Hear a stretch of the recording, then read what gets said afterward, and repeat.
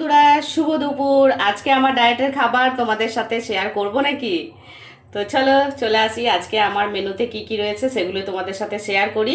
এই দেখো, আমি সমস্ত সবজিগুলো কেটে নিয়েছি। এটা হচ্ছে লাউ, এটা হচ্ছে বিট, এটা হচ্ছে মিষ্টি কুমড়া, মানে আমাদের বাংলাদেশে দিদি ভাইরা বলে মিষ্টি কুমড়া, তাই আমিও বললাম মিষ্টি কুমড়া। এখানে রয়েছে পেঁপে, এখানে নিয়ে নিয়েছি বরবটি, আর এখানে নিয়ে নিয়েছি গাজর, আর নিয়ে নিয়েছি দুটো কাঁচা লঙ্কাও, যাতে ওইটা সেনে খাবো। আর সঙ্গে নিয়ে নিয়েছি একটা গোটা ডিম। তো এই সমস্ত উপকরণগুলোকে আমি একসাথে করে এই যে প্রেসার কুকারে সিদ্ধ করে নেব, ঠিক আছে? আর এগুলো কি দিয়ে খাবো জানো? সামান্য একটু ভাতও খাবো। তো সেটা হচ্ছে আমার এই যে লাল চালের ভাত।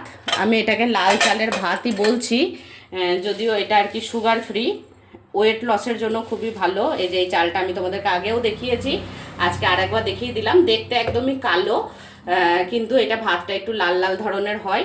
তো এই ভাতটা দিয়ে, এই সামান্য পরিমাণ চাল, এই সামান্য চালটা দিয়ে আমি কিন্তু এই উপকরণগুলো সিদ্ধ করে খাবো।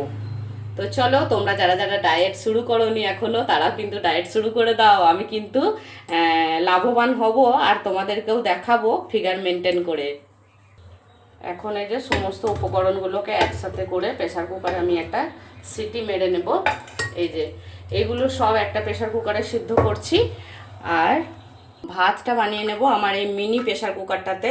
চালটা একটু ধুয়ে নেব, ধুয়ে বসিয়ে দেবো। তো এই দেখো, আমি দুদিকে দুটো প্রেসার কুকার বসিয়ে দিয়েছি। এটাই হচ্ছে আমার ভাতটা, আর এটাই হচ্ছে আমার সবজি সিদ্ধটা।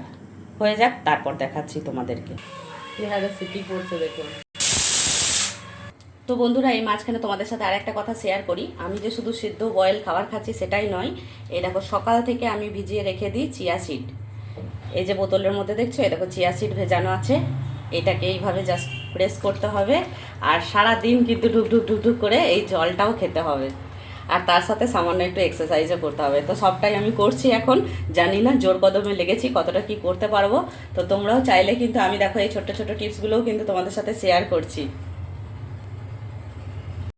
তো বন্ধুরা, আমি আবারও চলে আসছি আমার ভিডিওতে। তো এই যে আমার ভাত রান্না রেডি হয়ে গেছে, দেখেছো? এই যে এইটুকু পরিমাণ নিতে হবে। ভাতটা কিন্তু বেশি নিলে হবে না, যেহেতু আমি সবজিটা বেশি নিয়েছি, তাই ভাতটা কিন্তু এই পরিমাণ নেব। তো জানি তোমাদের পক্ষে এই চালটা খাওয়া একটু অসম্ভবই হবে। তো এই চালটা যদি নাও পারো, তোমরা এমনি সিদ্ধ চালও খেতে পারো, ঠিক আছে? তো দেখো, আমি এইটুকু পরিমাণ নিয়ে নিয়েছি। সমস্ত রকম উপকরণ কিন্তু, এই যে ভাতটা এইটুকু, আর তার সাথে সমস্ত সবজি, আর এই যে ডিম সেদ্ধটাও নিয়ে নিয়েছি, কারণ প্রোটিন কিন্তু তোমাকে ইনটেক করতেই হবে ভিতরে।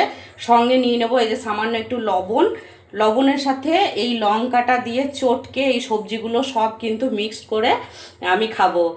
তো যাই হোক বৌদি, তোমাকে বলছি, যে বৌদি আমার কাছ থেকে টিপস চাইছিলে, আমি তোমার নামটা এখানে নিলাম না। তো তুমি যদি দেখে থাকো, তোমার কি কোনো উপকারে আসছে? আমি জানি তুমি সহজে এইভাবে খেতে পারবে না, কিন্তু চেষ্টা করো, তাহলে কিন্তু তোমারও কাজে লাগতে পারে। তো আর বাকি ফেসবুকে বন্ধুদেরকে আমি বলছি, আমার এই যে টেকনিকটা তোমাদের কি ভালো লাগছে? যদি ভালো লেগে থাকে, তাহলে এই ধরনের ভিডিও আমি কিন্তু আবারও দেব, ঠিক আছে?